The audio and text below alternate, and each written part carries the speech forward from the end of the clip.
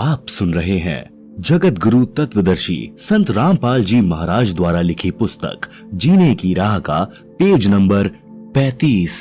राजा ने आज्ञा का पालन किया। जेल में सेठ जी को 20 दिन बंद हुए हो गए। निर्बल हो गया। संत जेल में गया, प्रत्येक बंदी से मिला। सेठ जी को देखकर संत ने पूछा, कहाँ के रहने वाले हो, क्या नाम है? सेठ बोला, हे महाराज, आपने पहचाना नहीं, मैं किरोड़ी मल हूँ, चंदन की दुकान वाला। संत जी बोले, अरे किरोड़ी मल, तुम दुर्बल कैसे हो गए? कुछ खाते पीते नहीं? अरे फलों की टोकरी भी भरी है, दूध का लोटा भरा है, थाली में हलवा खीर रखी है। सेठ जी बोले, हे महाराज, मौत की सजा सुना रखी है, कसम खाकर कहता हूं कि मैं निर्दोष हूं, बचा लो महाराज, मेरे छोटे छोटे बच्चे हैं। संत जी बोले, भाई मरना तो सबने है, फिर क्या डरना, खा पी कर मौज कर। सेठ जी ने सलाखों में से हाथ निकालकर चरण पकड़ लिए।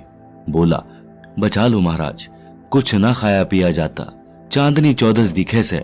संत ने कहा, सेठ किरोड़ीमल, जैसे आज तेरे को चांदनी चौदस को मृत्यु निश्चित दिखाई दे रही है, इसी प्रकार साधु संतों को अपनी चांदनी चौदस दिखाई देती है, चाहे 40 वर्ष बाद हो।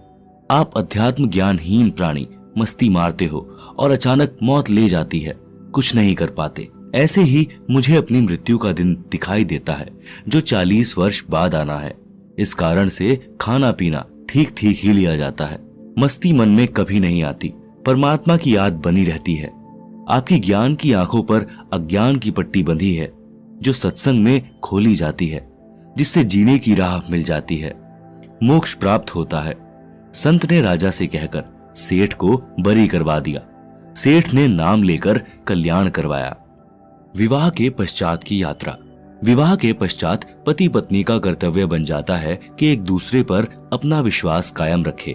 भावार्थ है कि दोनों जति सती की मर्यादा का निर्वाह करें। पति को अटल विश्वास हो कि मेरी पत्नी अन्य पुरुष को कभी समर्पित नहीं हो सकती, चाहे वह कितना ही सुंदर तथा धनी हो। इस प्रकार पत्नी को अटल विश्वास हो कि मेरा पति अन्य औरत से प्रभावित होकर मिलन नहीं कर सकता, चाहे स्वर्ग से कोई अप्सरा भी आ जाए। एक कथा, एक फौजी जवान था, उसकी पत्नी सती यानी पतिव्रता थी। यह बात उसने अपने साथियों को फौज में बता दी। यह बात राजा के मंत्री शेर खान, जो कि मुसलमान था, उसके पास पहुंची तो उसने राजा को बताई और इस झूठ सच की जांच करने की प्रार्थना की। राजा ने सभा लगाई तथा उस फौजी चाप सिंह चौहान को बुलाया। सभा में राजा ने पूछा कि आप कह रहे हो कि आपकी पत्नी पतिव्रता है, वह अन्य पुरुष से किसी लालच में मिलन नहीं कर सकती। फौजी चाप सिंह ने कहा कि यह 100% सत्य है। राजा ने कहा कि यदि झूठ पाई तो? फौजी ने कहा कि जो सजा आप दे मंजूर होगी। आप सुन रहे हैं जगत गुरु तत्वदर्शी संत रामपाल जी महाराज द्वारा लिखी पुस्तक जीने की राह का पेज नंबर 36। शेर खान मंत्री ने कहा कि राजा जी, यह परीक्षा मैं स्वयं करूंगा। राजा ने कहा कि ठीक है। चाप सिंह ने कहा कि मेरे विवाह के समय मिली सुहाग की निशानी, एक पटका यानी कपड़े का परना तथा कटारी यानी बड़ा चाकू मेरी पत्नी नहीं दे सकती। यदि शेर खान यह ले आया तो मैं हार मान लूंगा तथा मेरी पत्नी के शरीर का कोई चिन्ह बता देना, मैं मान लूंगा कि मेरी पत्नी धर्म से गिर गई है। शेर खान ने चाप सिंह के नगर में जाकर एक मुखबिर स्त्री से कहा कि एक चाप सिंह फौजी की पत्नी रहती है, उसके साथ मेरा मिलन करा दे, तेरे को बहुत धन दूंगा। उस स्त्री ने कहा कि यह किसी कीमत पर संभव नहीं है। फिर शेर खान ने कहा कि किसी तरह उसके घर से विवाह में मिलने वाली सुहाग की निशानी, पटका तथा कटारी ला दे, चाहे चुरा कर ला दे, तथा चाप सिंह की पत्नी सोमवती के गुप्तांग के पास या जांग सांथल पर कोई निशान हो तो वह पता कर दे। वह स्त्री मेहमान बनकर चाप सिंह की नकली बुआ बनकर सोमवती के घर गई। सोमवती के विवाह के समय तथा पश्चात चाप सिंह की बुआ आई नहीं थी। बीमार होने के कारण विवाह में भी नहीं आ सकी थी। कई दिन रुकी। सोमवती को स्नान करते देखा तो निकट जाकर उसके सुंदर शरीर की प्रशंसा के बहाने अंग अंग देखा। सोमवती के गुप्तांग के पास एक बड़ा तिल था। यह सब निशानी देखकर मुखबिर पटका तथा कटारी चुरा कर ले गई और शेर खान मंत्री ने राजा को बताया कि मैं उसके साथ मिलन करके आया हूँ। उसकी जांग में काला तिल है। यह सुहाग की वस्तु पतिव्रता किसी को नहीं देती। मेरे प्रेम में तथा धन के लालच में मेरे को दी है। राजा ने सभा लगाई, चाप सिंह को बुलाया, कहा कि यह पटका तथा कटारी किसकी है। चाप सिंह ने ध्यान से देखा तथा स्वीकारा कि मेरी है। शेर खान ने कहा कि और बताऊं? सुन, तेरी पत्नी की दाई जांग पर गुप्तांग के पास काला तिल है। चाप सिंह ने कहा कि यह सब सत्य है, परंतु मेरी पत्नी अपने धर्म से नहीं गिर सकती। राजा ने कहा कि तू अब भी वही रट लगा रहा है, तू झूठा है। तेरे को आज से 1 महीने बाद फांसी दे दी जाएगी। तेरी जो अंतिम इच्छा हो वह बता। चाप सिंह ने कहा कि मैं अपनी पत्नी से मिलना चाहता हूँ। राजा ने आज्ञा दे दी। चाप सिंह अपनी पत्नी के पास गया, उसको बेवफाई के कारण ऊंच नीच कहा और बताया कि मेरे को उस दिन तेरे कारण फांसी लगेगी। सोमवती ने बताया कि आपकी बुआ का नाम लेकर एक स्त्री आई थी। उसने मेरे अंग का चिन्ह देखा तथा पटका और कटारी चुरा कर ले गई। चाप सिंह ने बताया कि मंत्री शेर खान आया था, उसने यह सब षड्यंत्र रचा है। चाप सिंह वापस लौट गया। फांसी वाले दिन से 1 सप्ताह पहले सोमवती राजा की नगरी में एक नर्तकी यानी नाचने वाली बनकर गई और राजा को नृत्य दिखाने के लिए कहा। राजा ने आज्ञा दे दी। पूरे सभासद उपस्थित थे। मंत्री शेर खान भी उपस्थित था। नर्तकी के नृत्य से राजा अति प्रसन्न हुआ तथा नर्तिका से कहा कि मांगो, क्या मांगती हो? मैं अति प्रसन्न हूँ। नर्तकी ने कहा कि वचनबद्ध हो जाओ, तब मांगूंगी। आप सुन रहे हैं जगत गुरु तत्वदर्शी संत रामपाल जी महाराज द्वारा लिखी पुस्तक जीने की राह का पेज नंबर 37। राजा ने कहा कि राज्य के अतिरिक्त कुछ भी मांग, मैं वचनबद्ध हूँ। नर्तकी ने कहा कि आपकी सभा में मेरा चोर है, मेरे घर से चोरी करके लाया है। शेर खान मंत्री नाम है, उसको फांसी की सजा दी जाए। शेर खान ने राजा से पूछा कि बता शेर खान, कितनी सच्चाई है? शेर खान बोला कि हे परवरदिगार, मैंने तो इस औरत की आज से पहले कभी शक्ल भी नहीं देखी थी। तब सोमवती ने कहा कि यदि आपने मेरी शक्ल भी नहीं देखी थी तो ये पटका और कटारी किसके घर से लाया? मैं उस चाप सिंह की पतिव्रता पत्नी हूँ जिसे तेरी झूठ के कारण फांसी दी जा रही है। चाप सिंह को बुलाया गया। राजा ने चाप सिंह को आधा राज्य सौंप दिया और क्षमा कर दिया तथा शेर खान मंत्री को फांसी की सजा दी गई। धन्य है ऐसी बेटियां जिन पर नाज है भारत को।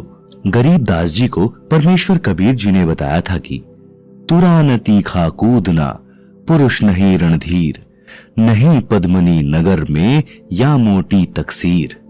भावार्थ, कबीर जी ने बताया है कि गरीब दास जिस नगर व देश में तुरा यानी घोड़ा तेज दौड़ने व ऊंचा कूदने वाला नहीं है और नागरिक रणधीर यानी शूरवीर नहीं है, और जिस देश व नगर में पद्मिनी यानी पतिव्रता स्त्री नहीं है, तो यह मोटी तकसीर यानी बहुत बड़ी गलती है यानी कमी है। इस प्रकार का चरित्रवान स्त्री पुरुष दोनों का होना अनिवार्य है।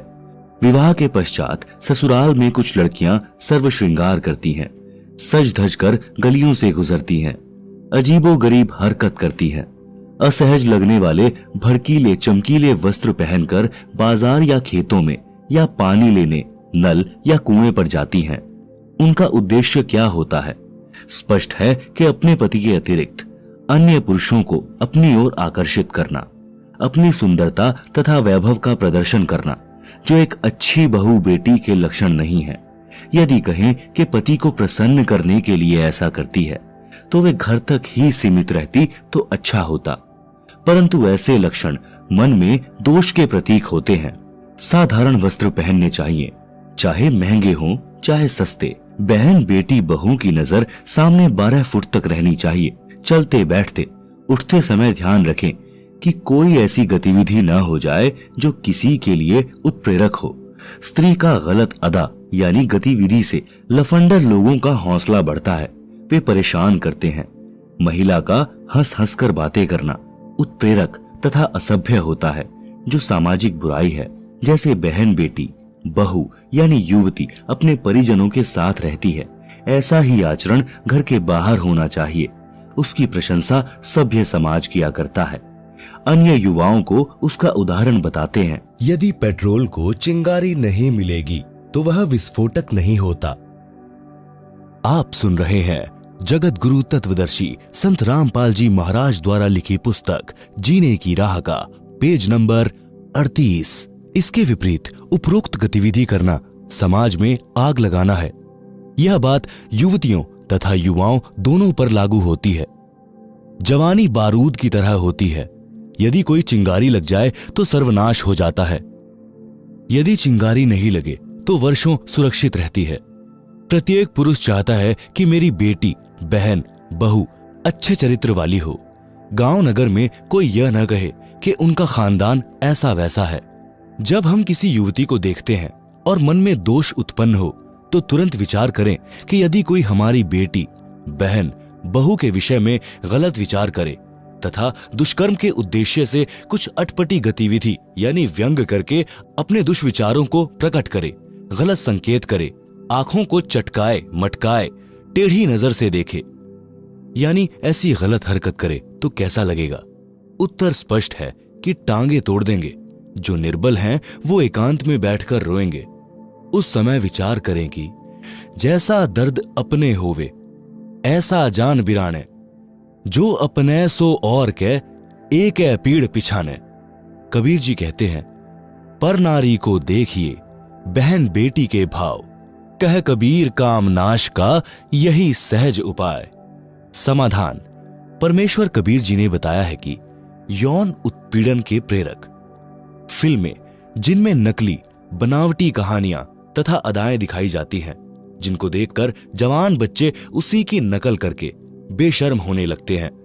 जैसी गतिविधि फिल्म में दिखाई जाती है वैसी गतिविधि न घर में, न गली में, न सभ्य समाज में की जा सकती है। तो उनको देखने का उद्देश्य क्या रह जाता है? कुछ नहीं, केवल बहाना है मनोरंजन। वही मनोरंजन समाज नाश का मूल कारण है। मेरे यानी लेखक के अनुयायी बिल्कुल भी फिल्म नहीं देखते। अश्लील रागनी, फिल्मी गाने, सांग यानी स्वांग तथा अश्लील चर्चा जो निकम्मे युवा करते हैं, उनकी संगत में अच्छे युवा भी प्रेरित होकर बकवाद करने लग जाते हैं। कबीर परमेश्वर जी ने कहा है कि कथा करो करतार की, सुनो कथा करतार, काम कथा सुनो नहीं, कह कबीर विचार। भावार्थ। कबीर परमेश्वर जी ने समझाया है कि या तो परमात्मा की महिमा का गुणगान यानी कथा करो, या कहीं परमात्मा की चर्चा यानी कथा हो रही हो तो वह सुनो। काम यानी अश्लील चर्चा कभी न सुनना। कबीर जी ने यह विचार यानी मत बताया है। विशेष मंथन। काम प्रक्रिया को विशेष विवेक के साथ समझें। पति पत्नी मिलन को समाज मान्यता देता है कि आप दोनों परस्पर संतान उत्पन्न करो। सबके माता पिता ने संतानोत्पत्ति की प्रक्रिया की, जिसे संभोग कहते हैं, किया, जिससे अपना तथा अपने भाई बहनों का जन्म हुआ।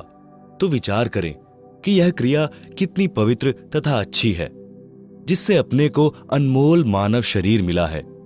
कोई डॉक्टर बना, कोई सैनिक, कोई मंत्री तो कोई इंजीनियर बना है, कोई किसान बना है जिसने सबको अन्न दिया, कोई मजदूर बना जिसने आपके महल खड़े किए, कोई कारीगर बना।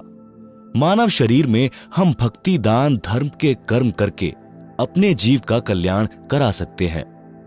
संभोग क्रिया यह है। इसको कितना ही बकवाद करके, रागनी गाकर, फिल्मी गाने गा सुनाकर मलिन वासना रूप दें, बात इतनी ही है। यह पर्दे में करना सभ्यता है। पशु पक्षी प्रजनन क्रिया करते हैं जो खुले में करते हैं, जो अच्छा सा नहीं लगता। मानव सभ्य प्राणी है, उसको पर्दे में तथा मर्यादा में रहकर सभ्यता को बनाए रखना है। आप सुन रहे हैं जगत गुरु तत्वदर्शी संत रामपाल जी महाराज द्वारा लिखित पुस्तक जीने की राह का पेज नंबर 39। उपरोक्त विचार पढ़कर आप में किसी भी बहन, बेटी, बहू की ओर देखकर अश्लील विचार उत्पन्न नहीं हो सकते। यही क्रिया दादा दादी ने की, जिससे अपने पिताजी का जन्म हुआ। नाना नानी ने की, जिससे माताजी का जन्म हुआ। जिन माता पिता ने अपने को उत्पन्न किया, पाला पोसा, कितने अच्छे हैं अपने माता पिता, जिनकी उत्पत्ति भी काम क्रिया से हुई। तो यह क्या अश्लील है? इसको खानाबदोश लोग अश्लीलता से पेश कर, अश्लील रंग देकर समाज में आग लगाते हैं। देश के संविधान में प्रावधान है कि यदि कोई पुरुष किसी स्त्री से छेड़छाड़ करता है तो उसे 3 वर्ष की सजा दी जाती है। यदि किसी स्त्री से रेप करता है तो 10 वर्ष की सजा होती है। कानून का ज्ञान होने से इंसान बुराई दुराचार से डरता है। कानून का ज्ञान होना आवश्यक भी है। इस तरह के पाप काल ब्रह्म करवाता है। काल कौन है जाने सृष्टि रचना में इसी पुस्तक के पृष्ठ 254 पर। फिल्म नहीं देखनी है। फिल्म बनावटी कहानी होती है जिसे देखते समय हम भूल जाते हैं कि जो इसके पात्र हैं वे रोजी रोटी के लिए धंधा चला रहे हैं। करोड़ों रुपए एक फिल्म में काम करने के लेते हैं। भोले युवक विवेक खोकर उनके फैन यानी प्रशंसक बन जाते हैं। वे अपना धंधा चला रहे हैं। आप मूर्ख बनकर सिनेमा देखने में धन व्यर्थ करते हैं। जिस हीरो हीरोइन के आप फैन बने हैं, आप उनके घर जाकर देखें, वे आपको पानी भी नहीं पिलाएंगे। चाय खाना तो दूर की कौड़ी है। विचार करें कि मैं लड्डू खा रहा हूं और आप देख रहे हो। आप कह रहे हो कि वाह, लड्डू बड़े स्टाइल से खा रहा है।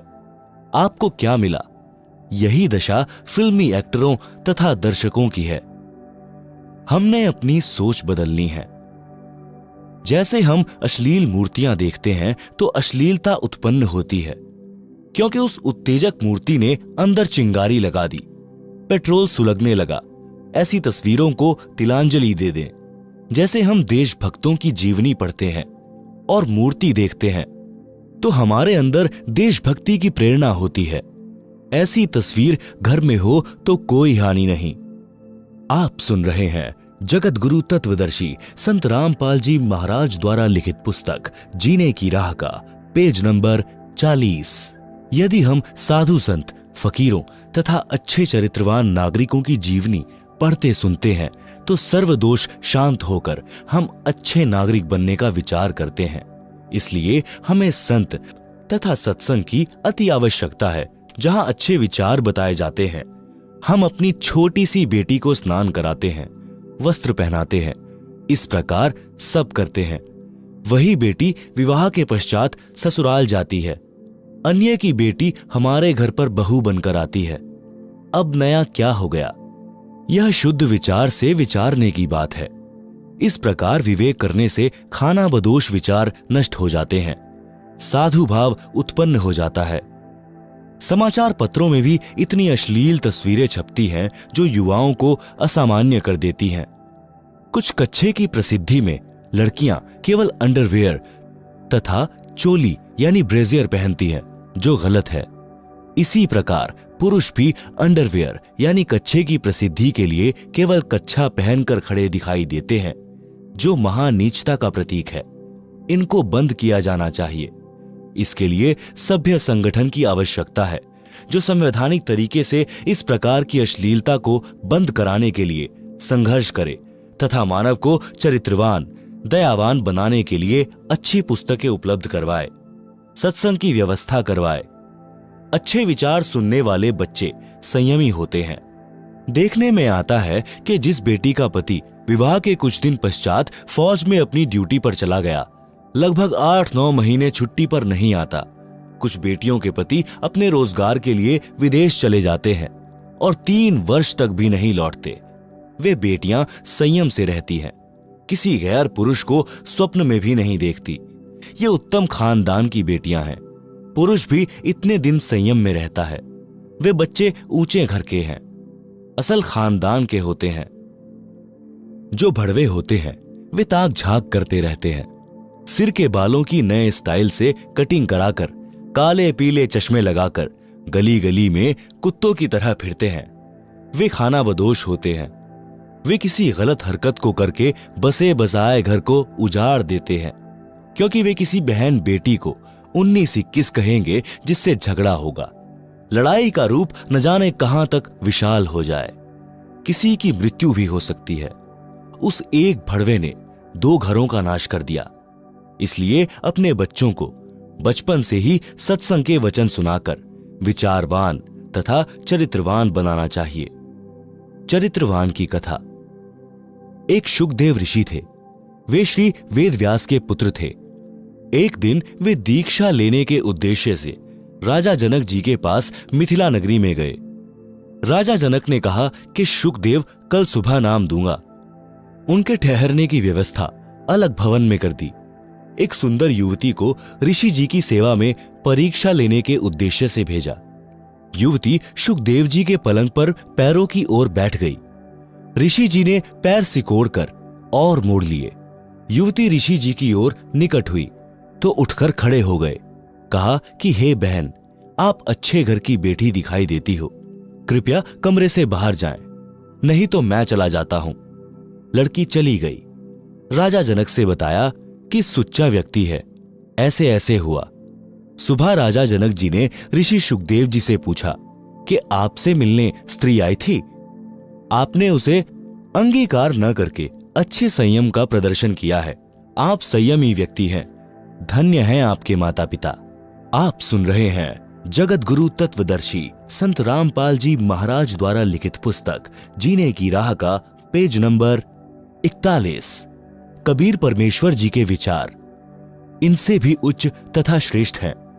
वे कहते हैं कि ऋषि शुकदेव भी आत्मज्ञानी नहीं था, क्योंकि जब युवती शुकदेव के पलंग पर बैठी तो शुकदेव ने उसे स्त्री समझकर अपने शरीर से छूने नहीं दिया और खड़ा होकर बाहर जाने की तैयारी कर दी। इससे स्पष्ट है कि शुकदेव जी को आत्मज्ञान नहीं था। विचार करें कि यदि युवती के स्थान पर युवक बैठ जाता तो शुकदेव जी क्या करते। वे उससे कुशल मंगल पूछते और पलंग छोड़कर खड़े नहीं होते। कहते कि भैया, पलंग एक ही है, आप पलंग पर विश्राम करो, मैं नीचे पृथ्वी पर आसन लगा लेता हूं।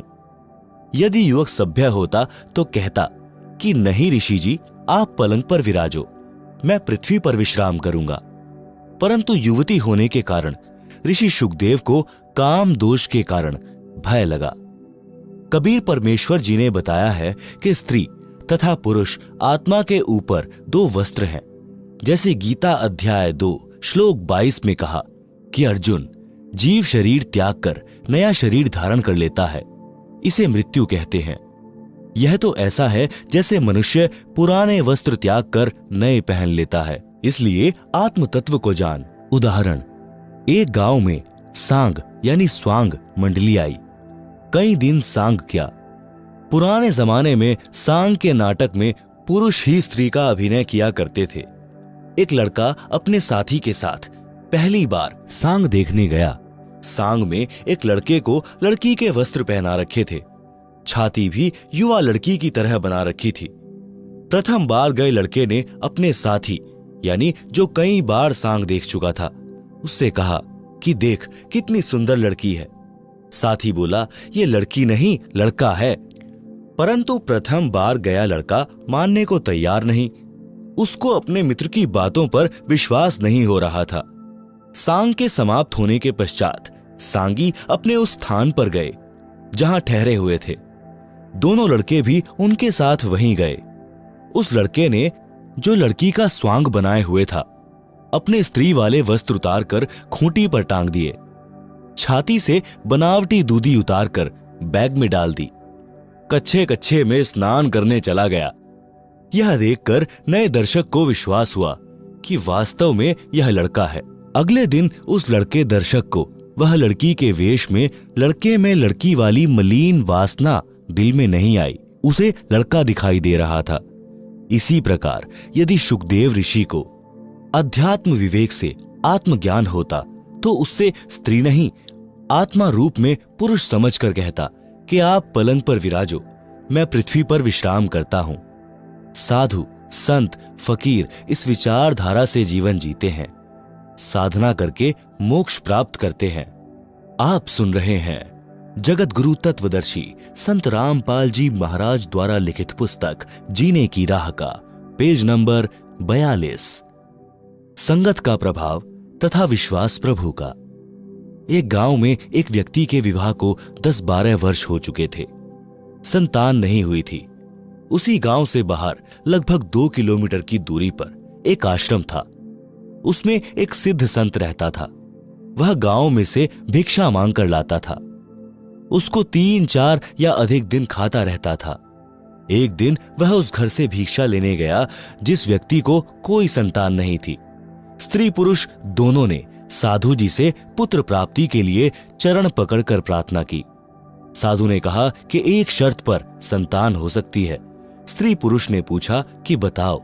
साधु ने कहा कि प्रथम पुत्र उत्पन्न होगा, 2 वर्ष होने के पश्चात मुझे चढ़ाना होगा, उसे मैं अपना उत्तराधिकारी बनाऊंगा।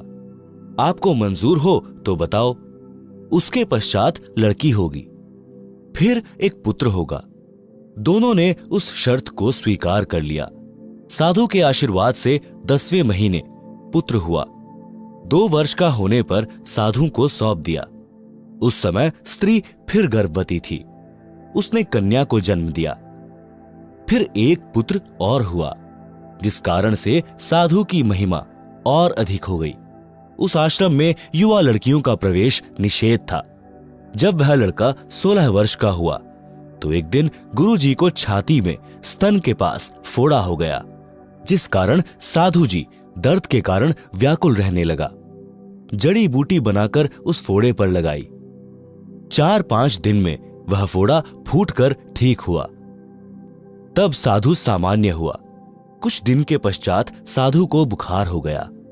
वृद्धावस्था व बुखार के कारण उत्पन्न कमजोरी की वजह से चलने फिरने में असमर्थ हो गया।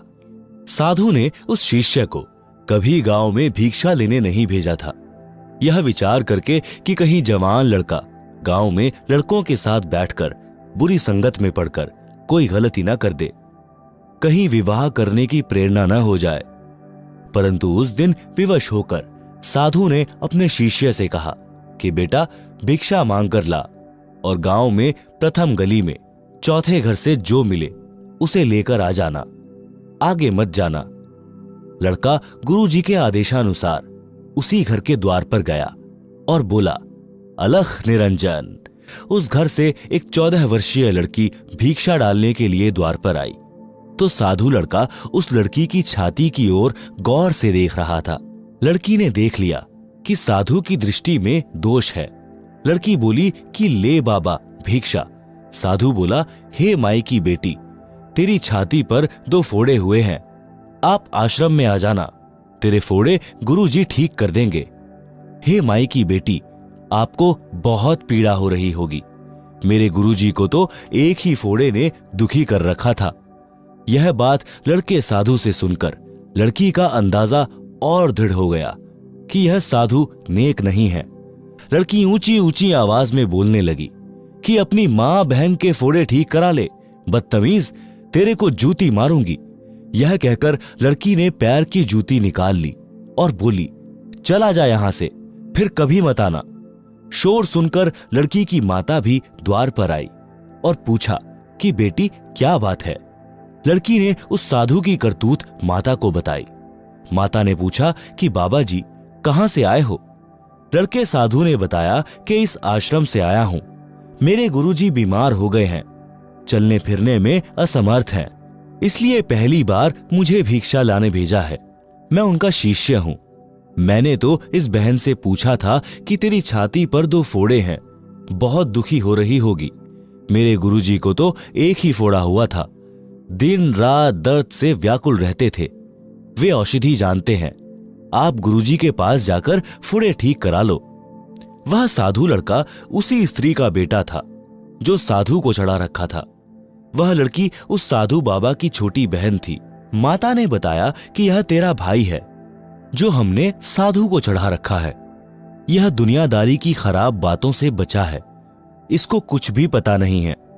जो दोष बेटी तुझे लगा वह इस तेरे भाई में नहीं है। यह तो पाक साफ आत्मा से बोल रहा था। तूने गांव के चंचल युवकों वाली शरारत के अनुसार विचार करके धमकाया। माई ने बताया कि साधु जी, मेरी बेटी की छाती पर फोड़े नहीं हैं, ये दूधी हैं, देख जैसे मेरी छाती पर है। इसका विवाह करेंगे, इसको संतान उत्पन्न होगी, तब इन दूधियों से इससे बच्चे दूध पिएंगे। साधु बच्चा बोला, हे माई, इसका विवाह कब होगा? कब इसको संतान होगी? माई ने बताया कि कभी 3-4 वर्ष के पश्चात विवाह करेंगे, फिर 2-3 वर्ष पश्चात संतान होगी। आप सुन रहे हैं जगत गुरु तत्वदर्शी संत रामपाल जी महाराज द्वारा लिखी पुस्तक जीने की राह का पेज नंबर 43। साधु लड़के ने आध्यात्मिक दृष्टिकोण से विचार किया कि परमात्मा को जन्म लेने वाले बच्चे की कितनी चिंता है। उसके जन्म से 7-8 वर्ष पूर्व ही दूध पीने की व्यवस्था कर रखी है। क्या वह हमारे खाने की व्यवस्था आश्रम में नहीं करेगा? हम तो गुरु शिष्य उस परमात्मा के भरोसे बैठे हैं। आज के बाद भिक्षा मांगना बंद। यह विचार कर रहा था कि माई ने पूछा, बाबा जी क्या चिंता कर रहे हो? साधु बोला कि माई, चिंता समाप्त। यह कहकर भिक्षा सहित झोली यानी थैला गली में फेंककर आश्रम खाली हाथ आया तो गुरुजी ने पूछा कि भिक्षा क्यों नहीं लाया? झोली किसी ने छीन ली क्या? लड़के ने बताया कि गुरुजी, जब परमात्मा बच्चे के जन्म लेने से 7-8 वर्ष पूर्व ही सर्व खाने की व्यवस्था करता है तो क्या अपनी आश्रम में नहीं करेगा? अवश्य करेगा। इसलिए मैं झोली गली में फेंक आया। साधु समझ गया कि यह कामचोर रास्ते में झोली फेंक कर आ गया कि रोज भिक्षा लेने जाना पड़ेगा। साधु विवश था, कुछ नहीं बोला। सोचा कि कल मैं दुखी सुखी होकर जैसे तैसे स्वयं भिक्षा लाऊंगा। जब साधु बालक झोली तथा भिक्षा गली में फेंक कर आश्रम में चला गया तो परमात्मा ने नगर के कुछ व्यक्तियों में प्रेरणा की कि बड़े बाबा अस्वस्थ हैं। छोटे बाबा को किसी ने कुछ कह दिया। वह भिक्षा व झोली दोनों फेंक कर चला गया। साधु भूखा है, बच्चा भी भूखा रहेगा। यह विचार करके अच्छा भोजन तैयार किया। खीर फुलके दाल बनाकर पहले एक लेकर पहुंचा और साधु से कहा कि छोटा बाबा जी किसी के कहने पर रुष्ट होकर भिक्षा नहीं लाया, झोली भिक्षा फेंक आया। आप भोजन खाओ। साधु ने कहा कि पहले बालक को खिलाओ। बालक बोला कि पहले गुरुजी खाएंगे फिर चेला खाएगा। साधु भोजन खाने लगा। इतने में दूसरा हलवा पूरी छोले लेकर आ गया। इस प्रकार लगभग 10 व्यक्ति गांव के यही विचार करके भोजन लेकर आश्रम में पहुंचे। चेला बोला कि वाह भगवान, हमें पता नहीं था कि आप कितने अच्छे हो, इसीलिए आपके नाम की चिंता कम, भोजन की अधिक रहती थी। गांव वालों ने नंबर बांध लिया कि एक दिन एक घर से साधुओं का भोजन भेजा जाए। ऐसा ही हुआ। आप सुन रहे हैं जगत गुरु तत्वदर्शी संत रामपाल जी महाराज द्वारा लिखित पुस्तक जीने की राह का पेज नंबर 44। शिक्षा। जैसी संगत वैसी रंगत। अपना दोष दूसरे में दिखता है। परमात्मा पर विश्वास बिना भक्त अधूरा है। मांगकर खाना भी शास्त्र विरुद्ध है, क्योंकि यदि भक्त की श्रद्धा तथा भावना सच्ची है तो परमात्मा व्यवस्था कर देता है। परंतु गृहस्थी के कर्म करके भोजन ग्रहण करना सर्वोत्तम है। साधु संत का कर्म सत्संग करना, भक्ति करना है। यदि सच्ची श्रद्धा से करता है तो उसे मांगने की आवश्यकता नहीं पड़ेगी। संत गरीबदास जी ने परमात्मा कबीर जी से प्राप्त ज्ञान से अपनी अमृतवाणी में कहा है कि वैराग प्रकरण के अंग से कुछ वाणी। गरीब नट पेरना कांजर सांशी मांगत है भटियारे, जाकी तारी लागी तत में मोती देत उधारे। गरीब द्रौपद सुता के चीर बढ़ाए, बिन ही ताने काते, सकल मनोरथ पूर्ण साहिब तुम क्यों मांगन जाते। गरीब आपते आवे रत्न बराबर, मांग्या आवे लोहा, लक्षण नहीं जोग के जोगी, जा बसिया बन खोहा। गरीब तू का कारण फिरे कूकरा, सतघर फिर आवे, ये तो लक्षण नहीं जोग के, क्यों बाणा बिरदल जावे। गरीब जिनको आत्मज्ञान नहीं है वे मांगे रे भाई, चावल चून इकट्ठा करके ब्याज बधावे जाई। गरीब जो मांगे सो भड़वा कहिए, दर दर फिरे अज्ञानी, योगी योग संपूर्ण जिसका, जो मांग न पीवे पानी। गरीब कद नारद जमात चलाई, व्यास न टुकड़ा मांग्या। वशिष्ठ विश्वामित्र ज्ञानी, शब्द विहंगम जाग्या। गरीब, कबीर पुरुष के बालद आई, 9 लख बोड़ी लाहा। केशव से बण जारे जिसके, देवै यज्ञ जुलाहा। भावार्थ, उपरोक्त वाणियों का भाव है कि जो सत्य भक्ति शास्त्र अनुकूल नहीं करते, वे साधु वेश बनाकर ऐसे मांगते फिरते हैं जैसे कुत्ता टूक रोटी के लिए 70 घरों में जाता है। जैसे अन्य जाति वाले नट पेरने, कांजर व सांशी लोग रोटी के लिए भटकते थे। यदि साधु भी ऐसे ही करता है तो उसकी साधना में त्रुटि है। परमेश्वर कबीर जी अपना दैनिक कर्म जुलाहे का करते थे तथा सत्य साधना भी करते थे। वे सत्संग भी करते थे। सत्य भक्ति करने वाले की परमात्मा कैसे सहायता करता है, यह प्रमाण स्वयं कबीर जी ने दिया है। कथा इस प्रकार है। आप सुन रहे हैं जगत गुरु तत्वदर्शी संत रामपाल जी महाराज द्वारा लिखित पुस्तक जीने की राह का पेज नंबर 45। परमेश्वर कबीर जी द्वारा काशी शहर में भोजन भंडारा यानी लंगर यानी धर्म यज्ञ की व्यवस्था करना। शेख तकी सब मुसलमानों का मुखिया अर्थात मुख्य पीर था, जो पहले से ही परमेश्वर कबीर जी से खार खाए था, अर्थात पहले से ही ईर्ष्या करता था। सर्व ब्राह्मणों तथा मुल्ला काजियों व शेख तकी ने मजलिस यानी मीटिंग करके षड्यंत्र के तहत योजना बनाई कि कबीर निर्धन व्यक्ति है, इसके नाम से पत्र भेज दो कि कबीर जी काशी में बहुत बड़े सेठ हैं। उनका पूरा पता है कबीर पुत्र नूर अली अंसारी, जुलाहों वाली कॉलोनी, काशी शहर। कबीर जी 3 दिन का धर्म भोजन भंडारा करेंगे। सर्व साधु संत आमंत्रित हैं।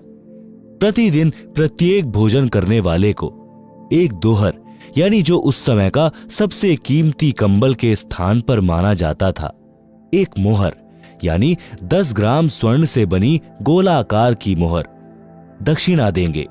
प्रतिदिन जो जितनी बार भी भोजन करेगा, कबीर उसको उतनी बार ही दोहर तथा मोहर दान करेगा।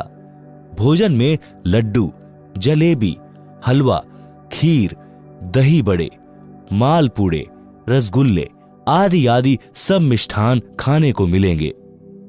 सूखा सीधा यानी आटा चावल, दाल आदि सूखे जो बिना पकाए हुए, घी बुरा भी दिया जाएगा। एक पत्र शेख तकी ने अपने नाम तथा दिल्ली के बादशाह सिकंदर लोधी के नाम भी भिजवाया। निश्चित दिन से पहले वाली रात्रि को ही साधु संत भक्त एकत्रित होने लगे। अगले दिन भंडारा होना था। परमेश्वर कबीर जी को संत रविदास जी ने बताया कि आपके नाम के पत्र लेकर लगभग 18 लाख साधु संत व भक्त काशी शहर में आए हैं, भंडारा खाने के लिए आमंत्रित हैं। कबीर जी अब तो अपने को काशी त्याग कर कहीं और जाना पड़ेगा। कबीर जी तो जानी जान थे, फिर भी अभिनय कर रहे थे। बोले, रविदास जी झोपड़ी के अंदर बैठ जा, सांकल लगा ले, अपने आप झक मारकर चले जाएंगे, हम बाहर निकलेंगे ही नहीं। परमेश्वर कबीर जी अपनी राजधानी सत्यलोक में पहुंचे। वहां से 9 लाख बैलों के ऊपर गधों जैसा बोरा यानी थैला रखकर उनमें पका पकाया सर्व सामान भरकर तथा सूखा सामान यानी चावल, आटा, खांड, बुरा, दाल, घी आदि भरकर पृथ्वी पर उतरे। सत्यलोक से ही सेवादार आए। परमेश्वर कबीर जी ने स्वयं बंजारे का रूप बनाया और अपना नाम केशव बताया। दिल्ली के सिकंदर बादशाह तथा उसका धार्मिक पीर शेख तकी भी आया। काशी में भोजन भंडारा चल रहा था। सबको प्रत्येक भोजन के पश्चात एक दोहर तथा एक मोहर यानी 10 ग्राम सोना दक्षिणा दी जा रही थी। कई बेईमान संत तो दिन में 4-4 बार भोजन करके चारों बार दोहर तथा मोहर ले रहे थे। कुछ सूखा सीधा यानी चावल, खांड, घी, दाल, आटा भी ले रहे थे। आप सुन रहे हैं जगत गुरु तत्वदर्शी संत रामपाल जी महाराज द्वारा लिखित पुस्तक जीने की राह का पेज नंबर 46। यह सब देखकर शेख तकी ने तो रोने जैसी शक्ल बना ली।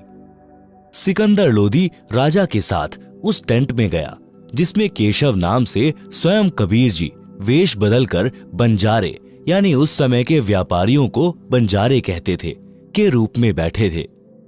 सिकंदर लोधी राजा ने पूछा, आप कौन हैं? क्या नाम है? आप जी का कबीर जी से क्या संबंध है? केशव रूप में बैठे परमात्मा जी ने कहा कि मेरा नाम केशव है, मैं बंजारा हूं। कबीर जी मेरे पगड़ी बदल मित्र हैं। मेरे पास उनका पत्र गया था कि एक छोटा सा भंडारा यानी भोजन कराने का आयोजन यानी लंगर का आयोजन करना है, कुछ सामान लेते आइएगा। उनके आदेश का पालन करते हुए सेवक हाजिर है, भंडारा चल रहा है। शेख तकी तो कलेजा पकड़कर जमीन पर बैठ गया जब यह सुना कि एक छोटा सा भंडारा करना है जहां पर 18 लाख व्यक्ति भोजन करने आए हैं। प्रत्येक को दोहर तथा मोहर और आटा, दाल, चावल, घी, खांड भी सूखा सीधा रूप में दिए जा रहे हैं। इसको छोटा सा भंडारा कह रहे हैं। परंतु ईर्ष्या की अग्नि में जलता हुआ विश्राम गृह में चला गया जहां पर राजा ठहरा हुआ था।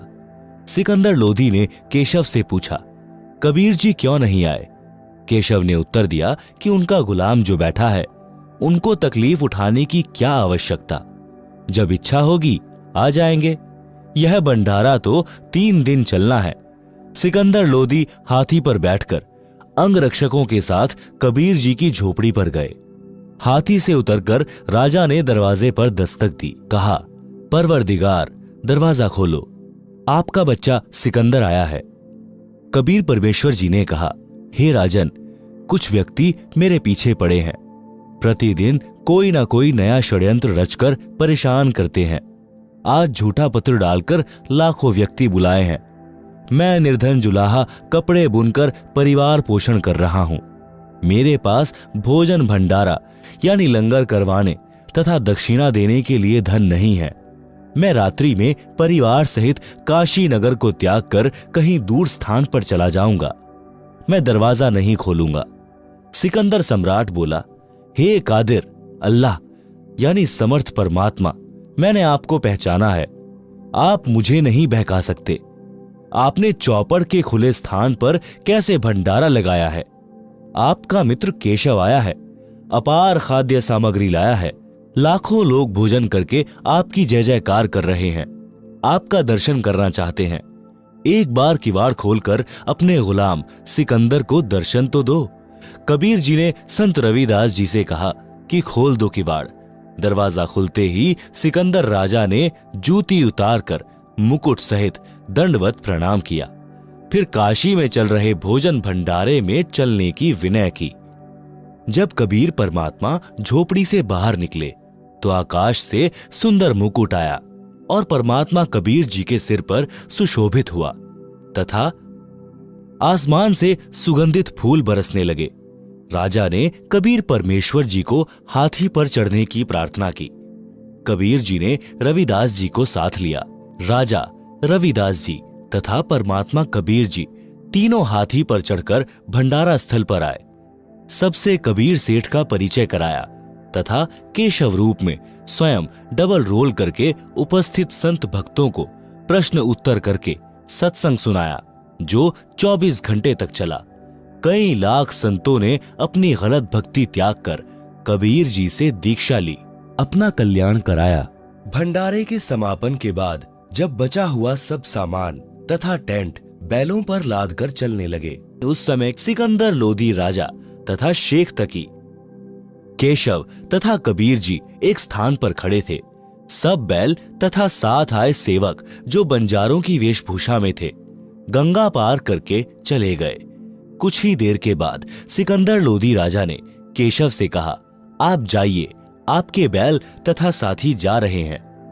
जिस ओर बैल तथा बंजारे गए थे उधर राजा ने देखा तो कोई भी नहीं था।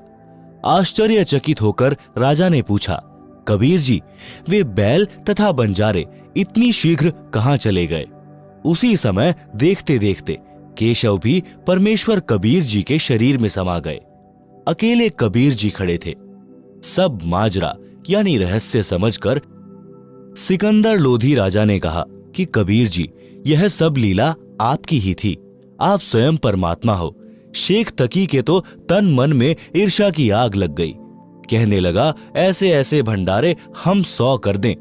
यह क्या भंडारा किया है, महोछा किया है। आप सुन रहे हैं जगत गुरु तत्वदर्शी संत रामपाल जी महाराज द्वारा लिखित पुस्तक जीने की राह का पेज नंबर 47। महोछा उस अनुष्ठान को कहते हैं जो किसी गुरु द्वारा किसी वृद्ध की गति करने के लिए थोपा जाता है। उसके लिए सब घटिया सामान लगाया जाता है। जग जौनार करना उस अनुष्ठान को कहते हैं जो विशेष खुशी के अवसर पर किया जाता है, जिसमें अनुष्ठान करने वाला दिल खोलकर रुपए लगाता है। संत गरीबदास जी ने कहा है कि कोई कहे जग जौनार करी है, कोई कहे महोछा, बड़े बड़ाई किया करें, गाली काढ़े औछा। शब्दार्थ, उस सबभोज यानी भोजन भंडारे को देखकर नेक व्यक्ति तो कह रहे थे कि जग जौनार यानी दिल खोलकर धर्म में रुपया खर्च करके धर्म का कार्य किया है, यानी धर्म यज्ञ करके जीवन वार की है, यानी भोजन खिलाया है। जो अहंकारी दुष्ट व्यक्ति थे वे कह रहे थे कि महोछा किया है, यानी मन मार कर कम खर्च करके भंडारा किया है। सारांश, कबीर जी ने भक्तों को उदाहरण दिया है कि यदि आप मेरी तरह सच्चे मन से भक्ति करोगे तथा ईमानदारी से निर्वाह करोगे तो परमात्मा आपकी ऐसे सहायता करता है। भक्त ही वास्तव में सेठ अर्थात धनवंता है। भक्त के पास दोनों धन हैं। संसार में जो चाहिए वह भी धन भक्त के पास होता है तथा सत्य साधना रूपी धन भी भक्त के पास होता है। आप सुन रहे हैं जगत गुरु तत्वदर्शी संत रामपाल जी महाराज द्वारा लिखित पुस्तक जीने की राह का पेज नंबर 48। एक अन्य करिश्मा जो उस भंडारे में हुआ वह जीवनवार यानी लंगर 3 दिन तक चला था। दिन में प्रत्येक व्यक्ति कम से कम 2 बार भोजन खाता था। कुछ तो 3-4 बार भी खाते थे, क्योंकि प्रत्येक भोजन के पश्चात दक्षिणा में एक मोहर यानी 10 ग्राम सोना और एक दोहर यानी कीमती सूती शॉल दिया जा रहा था। इस लालच में बार बार भोजन खाते थे। 3 दिन तक 18 लाख व्यक्ति शौच तथा पेशाब करके काशी के चारों ओर ढेर लगा देते, काशी को सड़ा देते। काशी निवासियों तथा उन 18 लाख अतिथियों तथा 1 लाख सेवादार जो सतलोक से आए थे, उस गंध का ढेर लग जाता। श्वास लेना दूभर हो जाता, परंतु ऐसा महसूस ही नहीं हुआ। सब दिन में 2-3 बार भोजन खा रहे थे, परंतु शौच 1 बार भी नहीं जा रहे थे, न पेशाब कर रहे थे। इतना स्वादिष्ट भोजन था कि पेट भर भर कर खा रहे थे, पहले से दुगना भोजन खा रहे थे। उन सबको मध्य के दिन टेंशन यानी चिंता हुई कि न तो पेट भारी है, भूख भी ठीक लग रही है, कहीं रोगी न हो जाएं। सतलोक से आए सेवकों को समस्या बताई तो उन्होंने कहा कि यह भोजन ऐसी जड़ी बूटियां डालकर बनाया है जिससे यह शरीर में ही समा जाएगा। हम तो प्रतिदिन यही भोजन अपने लंगर में बनाते हैं, यही खाते हैं। हम कभी शौच नहीं जाते तथा न पेशाब करते। आप निश्चिंत रहो। फिर भी विचार कर रहे थे कि खाना खाया है, परंतु कुछ तो मल निकलना चाहिए। उनको लैट्रिन जाने का दबाव हुआ। सब शहर से बाहर चल पड़े। टट्टी के लिए एकांत स्थान खोज कर बैठे तो गुदा से वायु निकली। पेट हल्का हो गया तथा वायु से सुगंध निकली जैसे केवड़े का पानी छिड़का हो। यह सब देखकर सबको सेवादारों की बात पर विश्वास हुआ। तब उनका भय समाप्त हुआ, परंतु फिर भी सबकी आंखों पर अज्ञान की पट्टी बंधी थी। परमेश्वर कबीर जी को परमेश्वर नहीं स्वीकारा। पुराणों में भी प्रकरण आता है कि अयोध्या के राजा ऋषभ देव जी राज त्याग कर जंगलों में साधना करते थे। उनका भोजन स्वर्ग से आता था। उनके मल यानी पाखाने से सुगंध निकलती थी। आसपास के क्षेत्र के व्यक्ति इसको देखकर आश्चर्यचकित होते थे। इसी तरह सतलोक का आहार करने से केवल सुगंध निकलती है, मल नहीं। स्वर्ग तो सतलोक की नकल है जो नकली यानी डुप्लीकेट है। एक प्रश्न, भक्ति करने के लिए घर त्याग कर जाना या घर पर रहकर भक्ति करना कौन सा श्रेष्ठ है? उत्तर, शास्त्र विधि अनुसार पूर्ण गुरु से दीक्षा लेकर भक्ति मर्यादा का निर्वाह करते हुए आजीवन साधना करने से मोक्ष होगा। यदि घर त्याग कर वन में चले गए तो भोजन के लिए फिर गांव या शहर में गृहस्थी के द्वार पर आना होगा। गर्मी सर्दी बारिश से बचने के लिए कोई कुटी बनानी पड़ेगी, वस्त्र भी मांगने पड़ेंगे। वह फिर घर बन गया, इसलिए घर पर रहो, सत्य साधना करो, मोक्ष निश्चित है। विवाह हो या ना हो, दोनों ही भक्ति करके मोक्ष प्राप्त कर सकते हैं। कई व्यक्ति कहते हैं कि भक्ति ब्रह्मचारी जीवन में ही हो सकती है। इसका भी उत्तर है कि सत्य साधना शास्त्र अनुसार करके दोनों मोक्ष प्राप्त कर सकते हैं।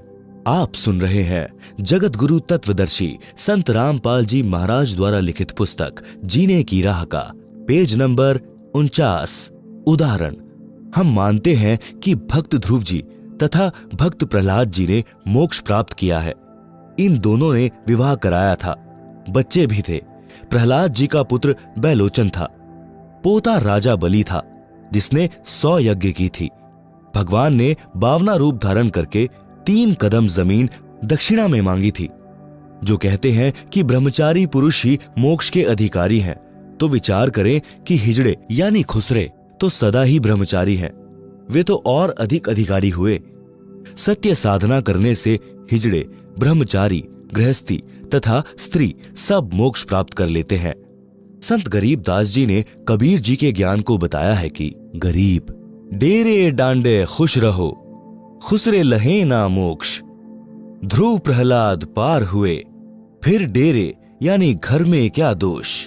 गरीब केले की कोपीन है, फूल पात फल खाई, नर का मुख नहीं देखते, बस्ती निकट नहीं जाई।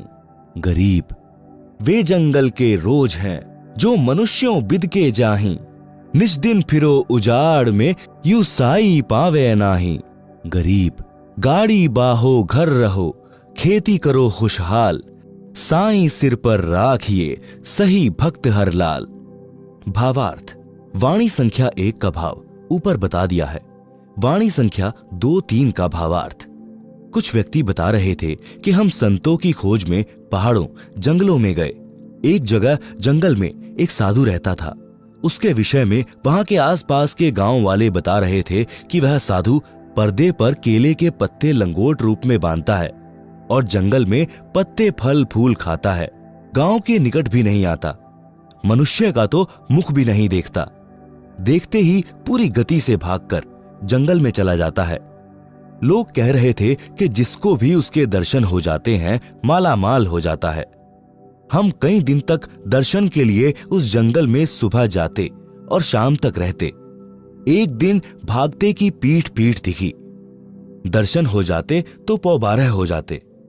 विचार करें कि ऐसा व्यक्ति अपराधी होता है जो पुलिस से बचने के लिए ढोंग किए है। संत गरीब दास जी ने ऐसे व्यक्ति को रोज यानी नील गाय की उपमा दी है, जो आदमियों से डरकर बिदक कर भागते फिरते हैं। ऐसे व्यक्ति चाहे दिन रात जंगल उजाड़ में भटको, परमात्मा प्राप्त नहीं हो सकता। वाणी संख्या 4 का भावार्थ। गरीब गाड़ी बाहो घर रहो, खेती करो खुशहाल, साईं सिर पर राखिए, सही भक्त हरलाल। भावार्थ, हरलाल जाट की कथा। गांव बेरी, जिला झज्जर, प्रांत हरियाणा में एक हरलाल नाम का जाट किसान था जो धार्मिक प्रवृत्ति का था। उसका सर्व परिवार धार्मिक विचारों वाला था। भगवा वेश में एक व्यक्ति गांव बेरी की चौपाल में रुका। उसने कुछ दिन सत्संग किया। भक्त हरलाल जी ने उनका परिचय पूछा तो पता चला कि उसके घर पर कोई नहीं है। माता पिता बचपन में चल बसे थे। भक्ति के लिए घर छोड़ा है। भक्त हरलाल जी ने निवेदन किया कि आप हमारे घर पर रहो, हमें संत की सेवा मिलेगी, आपको भक्ति का पूरा समय मिलेगा। भगवा वेशधारी ने हां कर दी। भक्त हरलाल जी के 2 मकान थे। एक में स्त्रियां रहती थी, दूसरा कुछ दूरी पर था जिसमें पशु बांधते थे तथा पुरुष सदस्य रहते थे, जिसे घेर या पौली कहते हैं। इस पौली के ऊपर एक चौबारा था। उसमें उस साधु को रहने के लिए आग्रह किया। पूरा परिवार उसकी सेवा करता, दोनों तीनों समय भोजन कराता। कुछ वर्षों के पश्चात वह संत शरीर त्याग गया। उसका अंतिम संस्कार करके उसकी यादगार अपने खेत में बना दी। आप सुन रहे हैं जगत गुरु तत्वदर्शी संत रामपाल जी महाराज द्वारा लिखित पुस्तक जीने की राह का पेज नंबर 50। श्री हरलाल जाट जी बैलगाड़ी के द्वारा व्यापारियों का सामान एक मंडी से दूसरी मंडी में किराए पर लाता ले जाता था। जैसे वर्तमान में ट्रक या कैंटर आदि से भाड़े पर माल एक मंडी से दूसरी मंडी में लाते ले जाते हैं। सन 1750 के आसपास का समय था जब बैलगाड़ियों द्वारा शक्कर, बूरा, चावल, गेहूं, ज्वार, गुड़, बाजरा, गवार आदि आदि को भाड़े पर ढोते थे। बेरी से नजफगढ़ की मंडी का रास्ता गांव छुड़ानी से होकर जाता था। श्री हरलाल जी का एक बैल गोरे रंग का था जो कामचोर था। गाड़ी में चलते चलते कुछ देर बाद बैठ जाता। उसको डंडों से मार पीट करके उठाया जाता। कुछ दूरी पर फिर बैठ जाता। यह सिलसिला चलता रहा। एक दिन गर्मियों के मौसम में सुबह के लगभग 4 बजे श्री हरलाल जी नजफगढ़ की मंडी से गाड़ी भरकर लौट रहा था। गांव छुड़ानी के पास एक कुएं से कुछ दूरी पर वह बैल बैठ गया। हरलाल जी उसको डंडा मारने लगा। उस कुएं पर गांव छुड़ानी के संत गरीबदास जी स्नान कर रहे थे। उन्होंने कहा कि हे हरलाल, मत मार, गऊ का जाया है। संत गरीबदास जी जाट किसान थे। साधारण वेशभूषा जो हरियाणा की थी, धोती कुर्ता पहनते थे। हरलाल जी बोले, भाई, इसने मेरा खून पी रखा है। आधा मील चलता है, बैठ जाता है। संत गरीबदास जी उस बैल के पास गए और उसके कान में कुछ बोला। उसी समय वह गोरा बैल तुरंत खड़ा हो गया। संत गरीबदास जी बोले, अब यह बैल ठीक चलेगा। श्री हरलाल जी को विश्वास नहीं हुआ। गाड़ी लेकर चल पड़ा। वह गोरा बैल दूसरे बैल से भी तेज गति से चलने लगा। छुड़ानी गांव से बेरी तक बैठा भी नहीं तो श्री हरलाल जी के आश्चर्य तथा खुशी का ठिकाना नहीं रहा। उसने घर पर अपने परिवार वालों से बताया तो उनको भी यकीन नहीं हो रहा था। उसके पश्चात हरलाल जाट गांव छुड़ानी में गया। उससे गलती यह लगी थी कि उसने उस स्नान करने वाले का नाम नहीं पूछा था। उल्टे पांव गांव छुड़ानी को चल पड़ा। विचार किया था कि शायद प्रतिदिन उसी समय स्नान करने आता होगा। इसलिए सुबह 4 बजे उसी कुएं पर पहुंचा तो संत गरीबदास जी ने पूछा कि हे हरलाल भाई, उस बैल के बारे में जानने आए हो क्या? हरलाल जी ने कहा कि आपसे कुछ नहीं छुपा है। मैं आपसे यही जानने आया हूं कि आपने क्या जादू कर दिया। वह बैल तो दूसरे से भी तेज चलता है। संत गरीबदास जी ने पूछा कि यह बता, आपके चौबारे में एक साधु रहता था, उसका क्या हाल है? मैं एक दिन उससे मिलकर आया था। उस दिन आप गाड़ी लेकर कहीं गए हुए थे। हरलाल जी ने बताया कि वह तो 4 वर्ष पहले चोला त्याग गया। उसकी यादगार यानी मेंढी भी बना रखी है। संत गरीबदास जी ने कहा कि यह गोरा बैल वही पाखंडी बाबा है। मैंने उससे ज्ञान चर्चा की थी। उसको समझाया था कि आपकी भक्ति गलत है। आप भक्ति भी नहीं करते हो, खाते हो और सो जाते हो। परमात्मा के दरबार में जब लेखा होगा तब आपको पता चलेगा। जो खा रहे हो यह देना पड़ेगा।